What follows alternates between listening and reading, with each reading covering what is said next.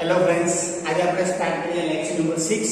Lecture number 5 માં આપણે 1.2 exercise જે હતી આપણે કમ્પ્લીટ કરી.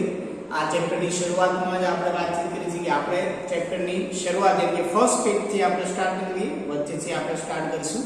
તો અંકગણિતના મૂળભૂત પ્રમેયને રિલેટેડ, લસાગુસાને રિલેટેડ જે પણ ક્વેશ્ચન હતા એ આપણે 1.2 માં આપણે સોલ્વ કર્યા છે. આજના લેક્ચરમાં આપણે કંઈક થોડુંક હવે આગળ શીખવાનું છે. જે તમારે આજનો જે પોઈન્ટ જે છે તેનું નામ છે શું? તો કે યુક્લિડની ભાગ પ્રવિધિ. ઓકે, તો ચલો યુક્લિડની ભાગ પ્રવિધિ પહેલા સમજીએ આપણે, પછી તેના પ્રમેય તરફ જઈએ અને પછી આપણે એક્ઝામ્પલની શરૂઆત કરીએ. ઓકે, ચલો તો યુક્લિડની ભાગ પ્રવિધિ પહેલા પ્રથમ કેસે શું? તો એ યુક્લિડની ભાગ પ્રવિધિ મેળવવા માટે સપોઝ હું તમને કોઈ બે નંબર આપું. નંબર ધેટ મીન્સ કે ધારો કે હું એમ કહું કે ભાઈ મારે 10 અને 2 આપું છું. શું આપ્યું મેં તમને? 10 અને 2. હવે એ બંનેનો ભાગાકાર કરવો છે. તો યુક્લિડની ભાગ પ્રવિધિ પ્રમાણે સૌથી ફર્સ્ટ રૂલ શું આવે છે? આ બંનેમાંથી મોટો કોણ? 10. તો કે 10 ને આપણે કેટલા વડે ભાગવાનું થશે? 2 વડે ભાગવાનું. ક્લિયર? ઓકે, 10 ને જ્યારે 2 વડે ભાગું છું ત્યારે મને આન્સર શું મળશે? 5 ગુણ્યા 10. ધેટ મીન્સ કે શેષ મને કેટલી મળી ગઈ? 0. મારી પાસે ઓલરેડી ઓન્લી ફોર કેટલા નંબર હતા? 2 નંબર હતા. ક્યાં ક્યાં? 10 અને 2. એની ઉપરથી મને નવા કયા નંબર મળ્યા? તો કે આ નવો મને મળ્યો ભાગફળ મને મળ્યો, અને બીજું મને કોણ મળ્યું? તો કે મને કોણ મળ્યું? શેષ મળ્યું. સેમ એવી રીતના આપણે બીજું એક એક્ઝામ્પલ સમજીએ જેથી કરીને આપણે વધારે ખ્યાલ આવે. સપોઝ હું 15 અને 2 તમને આપું તો સૌથી પહેલા આપણને ખ્યાલ છે કે ભાઈ 15 મોટા છે, 15 ને 2 વડે ભાગીએ. એવું જરૂરી નથી કે આપણે 2 વડે ભાગીએ, બરાબર? કોઈ પણ બીજી સંખ્યા વડે પણ ભાગી શકીએ છીએ. ઓકે, તો કેટલા યાદ છે? 7 ગુણ્યા 14. ધેટ મીન્સ કે શેષ મારી પાસે કેટલી વધશે? 1 વધશે. હજી એક આપણે કોઈ નંબર લઈએ. ચલો નંબરની આપણે વાત કરીએ તો હું એમ તમને કહું કે ભાઈ સપોઝ આપણે 17 લઈ લઈએ. 17 અને 3 નંબરની વાત કરીએ તો સૌથી મોટું કોણ? એના અંદર લખી નાખો, એના વડે ભાગો. તો આ થશે શું? 5 તેરી 15 અને કેટલા આવી ગયા? 6 વધી ગયા. હજી એક તમને ભાગાકાર છે. જો કે ભાગાકાર તો ઓલમોસ્ટ તમને આવડે છે. આનો આ જ ક્વેશ્ચન આનો આ જ ક્વેશ્ચન હું સેકન્ડ મેથડ થી ટ્રાય કરવા માંગુ કે ભાઈ 17 ને જ્યારે 3 વડે ભાગું ત્યારે 6 તેરી 18 અને શેષમાં લખ્યા નેગેટિવ આવે. તો સાલે આ પ્રોસેસ જ મારી કેવી થઈ ગઈ? આ પ્રોસેસ જ મારી રોંગ થઈ ગઈ. તો આપણે આ જે છે એ આપણે યુઝ કરીશું નહીં, કેમ કે આપણે ભાગાકારની શું પ્રોસેસ છે?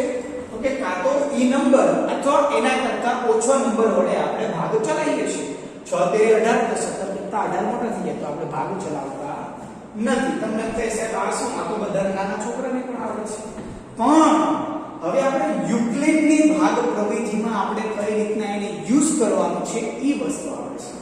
આપણે યાદ હોય તો ચેપ્ટર નંબર 2 માં આ એક વસ્તુ આપણે ભણી ગયા. ચેપ્ટર નંબર 2 માં કે ભાઈ કોઈ પણ બહુપદી આપેલી હોય p of x, એને હું જ્યારે g of x વડે ભાગું ત્યારે મને કોઈ ભાગફળ મળતું હતું અને પણ મને કોઈ રિમાઇન્ડર મળતું હતું. ત્યારે આપણે યુક્લિડની ભાગ પ્રવિધિ એટલે ભાગ પ્રવિધિનો ઉપયોગ કરીને આપણે ચેક કરતા કે ભાઈ p of x g of x q of x r of x. આ વસ્તુ આપણે ખ્યાલ છે, આ વસ્તુ આપણે થતી.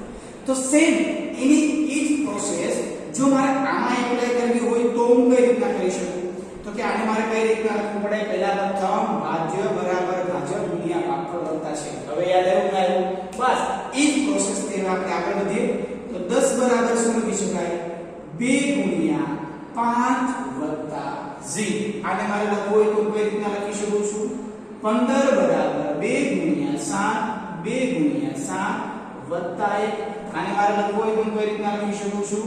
તો કે 17 બરાબર 3 ગુણ્યા 5, 3 ગુણ્યા 5 વત્તા કેટલા આવી શકે? 2. ઓકે, હવે આપણે જે મેઈન પોઈન્ટ સમજવાના છે એ પહેલા અહીંયા લખું જેથી કરીને તમને ખ્યાલ આવે, પછી આપણે પ્રમેયની આગળ વાત કરીશું. ઓકે, સૌપ્રથમ ધ્યાન આપો ભાગફળ 5 આવ્યું 7 આવ્યું 5 આવ્યું 6 એની કે કોઈ પણ બીજી સંખ્યા ભાગફળ ક્યારે 0 હોય છે સપોઝ 2 ગુણ્યા 0 તો 0 તો 10 માંથી એમ કે 0 બાદ છે તો 10 માં 10 દે તો આપણે ભાગાકાર શું કર્યા ક્યારે આવું તમને શું કહેવા માંગે છે તો મારો ભાગફળ જે છે એ ભાગફળ શું ક્યારે 0 હોઈ શકે મારો ક્વેશ્ચન તમને એ છે તો ક્યારેય ભાગફળ જે છે 0 થશે નહીં તો ધેટ મીન્સ કે અહીં આપણે લખી શકીએ કે ભાઈ ભાગફળ q does not equals to 0 okay first point યાદ રાખજો ફર્સ્ટ પોઈન્ટ જે આપણે શીખ્યા કે ભાગફળ ક્યારેય 0 નહીં હવે આપણે રિમાઇન્ડર એટલે કે શેષ એટલે કે રિમાઇન્ડર જે છે મારો શેષ r તરફ આગળ વધી તો r ક્યારેક 0 પણ હોઈ શકે 1 પણ હોઈ શકે 2 પણ હોઈ શકે 3 પણ હોઈ શકે નેગેટિવ હશે ના હોય ખ્યાલ આવ્યો કે ના હોય તો આની ઉપરથી તમને શું ખબર પડી કે મારી શેષ જે છે એ શેષ r એ ક્યારે ઋણ સંખ્યા હશે ને યાદ રાખજો વિદ્યાર્થી મિત્રો કેમ કે યુક્લિડની ભાગ પ્રવિધિમાં સૌથી મેઇન પાયો હોય ને તો એ કોણ છે મારી શેષ છે તો શેષને ધ્યાનથી સમજજો ઓકે તો શેષ ક્યારે ઋણ ના હોય તો શેષ કેવી હશે તો ઓબ્વિયસલી તમે કહેશો કે સાહેબ 0 કરતા મોટી પણ ક્યાં સુધી મોટી એની કઈ લિમિટેશન તો હશે તો એ વસ્તુ આપણે સમજીએ તો કે જો આ ભાગફળ અને શેષ તો આ બંને વચ્ચે રિલેશન છે તો કે શેષ જે છે ભાગફળ કરતા નાની છે આમાં પણ જોવા જાવ તો ભાગફળ અને શેષમાં રિલેશન છે તો કે શેષ 1 છે ભાગફળ એટલે કે સોરી ભાગફળ ની ભાજક અને શેષમાં ડિફરન્સ તો કે ખ્યાલ છે કે શેષ જે છે એ ભાજક કરતા નાની છે આમાં આપણે વાત કરીએ તો આમાં શું છે એમાં પણ જોયું તમે શેષ જે છે ભાજક કરતા તો ઓલવેઝ નાની છે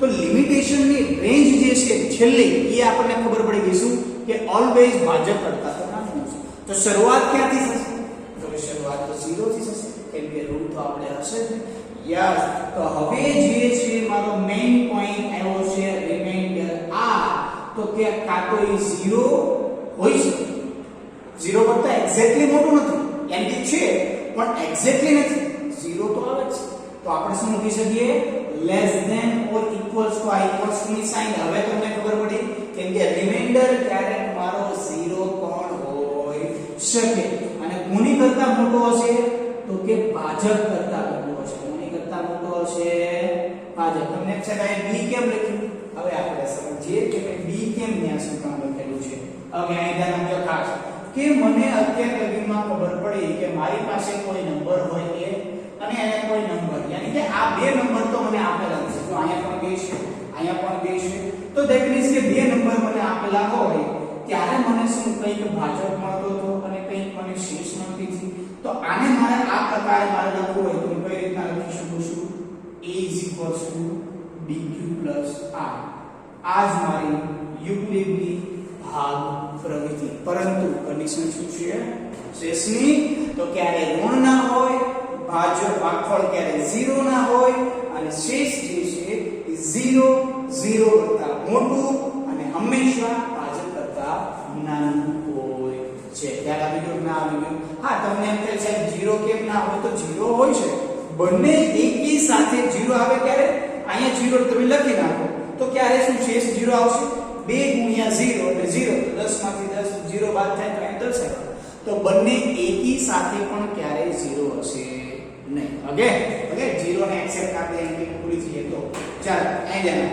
શેષ આ બંનેમાં રિલેશન શું તો કે હંમેશા શેષ મારી મોટી છે આ બંનેમાં સોરી શેષની ભાજક મારો મોટો છે આમાં પણ કોણ છે તો કે ભાજક મારો કેવો છે મોટો છે ગ્રેટર ધેન ની નિશાન છે યાદ રાખજો ખાસ તો જો આ મારો મેઈન સંખ્યા કોણ છે તો કે આ આપણે a કીધી કેમ કે 10 અને 10 ને 2 વડે ભાગીએ છીએ જેને આપણે b કીધી અને ત્યારે જ મને કોણ મળે છે તો કે ત્યારે જ મને કોઈક ભાગફળ q અને મને કોણ મળે છે r એટલે કે રિમાઇન્ડર મળે છે તો મારી ભાગ પ્રવિધિ શું થઈ ગઈ a bq r પરંતુ કન્ડિશન શું છે શેષમાં કે 0 અથવા 0 કરતા મોટી અને ભાજક કરતા કેવી થશે નાની તો વિદ્યાર્થી મિત્રો ફર્સ્ટ ક્લાસ આ રીતના તમારે લખવાનું છે વ્યવસ્થિત રીતના કેમ કે આ વસ્તુને આપણે હવે એપ્લાય કરીએ છીએ હવે આપણે પ્રમેય જોઈએ છે કે ભાઈ કઈ રીતના પ્રમેય, કેમ કે હવે હું પ્રમેય લખીશ તો તમને દરેકને ખ્યાલ આવી જશે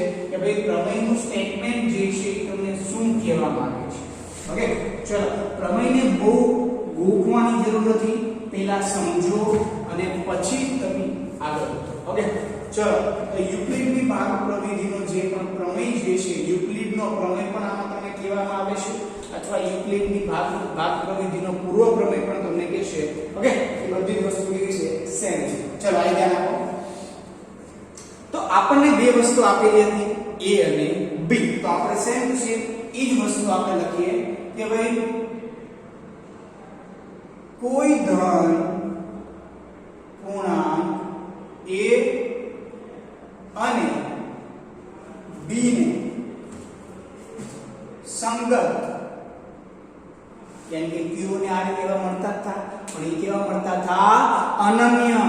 જો આપણે અહીંયા 6 તેરી 18 કર્યા થયા છે, 17 - 18 તો 6 ક્યારે આવતો નહોતો, ઓલવેઝ કોણ આવે, 5 જ આવે. 5 કરતા નાનો લીધો તો પણ નો ભાગ થાય, કેમ કે કેટલા થાય, 4 તેરી 12, 17 માંથી આપણે 12 કાઢીએ એટલે પાછા કેટલા 5 વધતા હતા, તો એ પણ ચાલે નહીં, કેમ કે મેક્સિમમ કેટલા સુધી આપણે જઈ શકીએ છીએ, તો કે 5 સુધી. ક્લિયર?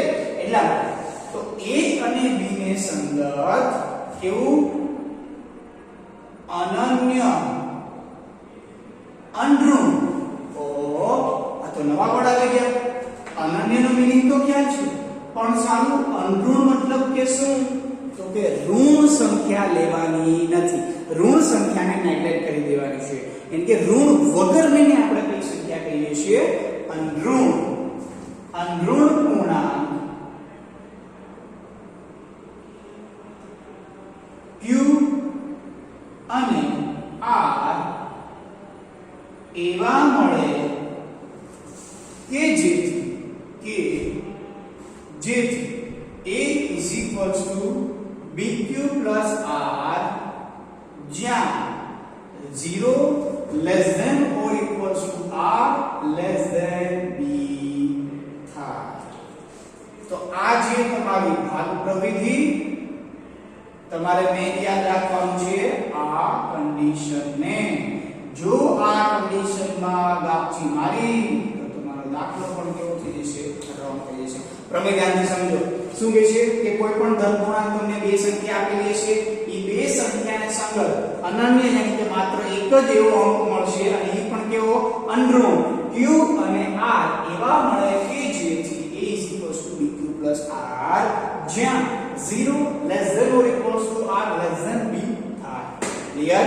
ઓકે, તો હવે આ યુક્લિડનો પહેલા પ્રથમ યુઝ, શું કામ આપણે યુક્લિડ ભણીએ છીએ, શું કામ આપણે યુક્લિડનો પ્રમેય આપણે અહીં યુઝ કરીએ છીએ, તો કે લસા ગુસા મેળવવા માટે. તમને એમ થાય સાહેબ લસા ગુસા તો આપણે એક્સરસાઇઝ 1.2 માં તો જોઈ ગયા અને આપણને પરફેક્ટલી આવડે છે, તો આ શું કામ ભણીએ આપણે, તો મેઈન વસ્તુ યાદ રાખજો કે આ યુક્લિડનો જે છે ઉપયોગ શું થાય છે, ગુસા મેળવવા માટે. પરંતુ ત્યારે આપણે ગુસા યુક્લિડની ભાગ પ્રવિધિનો ઉપયોગ કરીએ છીએ જ્યારે લાર્જેસ્ટ નંબર તમને આપેલો હોય, તમને 2000 માં અથવા લાખમાં તમને આપેલો હોય, અથવા 3 4 અંકમાં તમને જો જ્યારે આપશે, 1000 અથવા 10000 અથવા લાખમાં, ત્યારે એના ફેક્ટરાઇઝેશન પાડતા, અવયવ પાડતા તમારે બહુ લેન્ધી પ્રોસેસ થઈ જશે. તો એના માટે સૌથી ઈઝીમાં ઈઝી કઈ રહેશે, તમારે યુક્લિડની ભાગ પ્રવિધિ. આ ભાગ ઉપરથી જ આપણને ખબર પડે કે આપણે સેપરેટ સ્પ્લિટ કરવાનું છે, ભાગાકાર કરવાનું છે. તો ચલો આનો યુઝી સાથે લખી નાખીએ કે આનો ઉપયોગ શું થાય છે, યુક્લિડની ભાગ પ્રવિધિનો ઉપયોગ. અહીં ડાયરેક્ટ લખી નાખ્યું છે કે ભાઈ ઉપયોગ,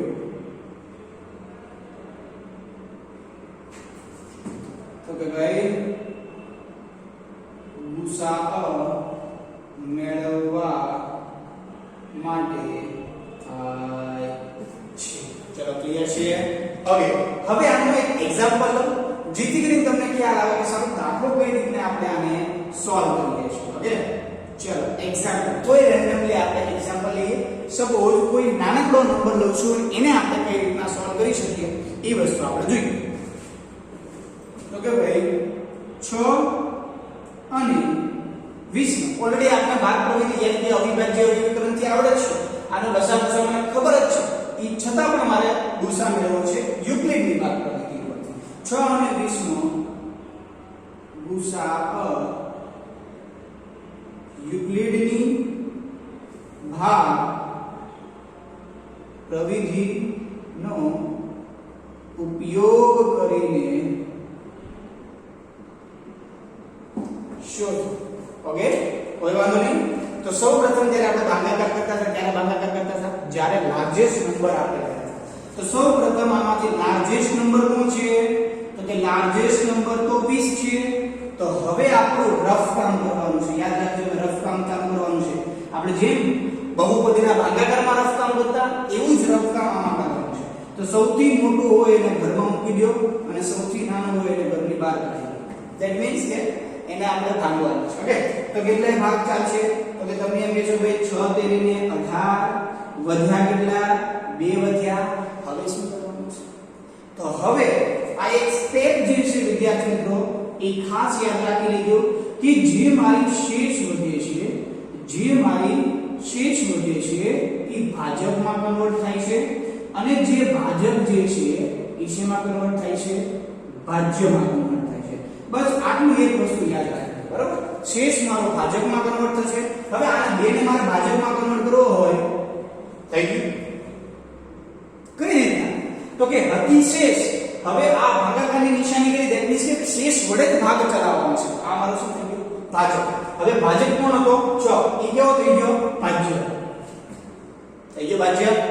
બસ આ જ વસ્તુ એટલે કે જે અંક આવે છે એના વડે આપણે ખાલી અંતર મૂકી દેવાનું. જે શેષ વધે એને આપણે ભાગ ચલાવતો. 2 તેરીને 6 કેવું થઈ ગયું? 0.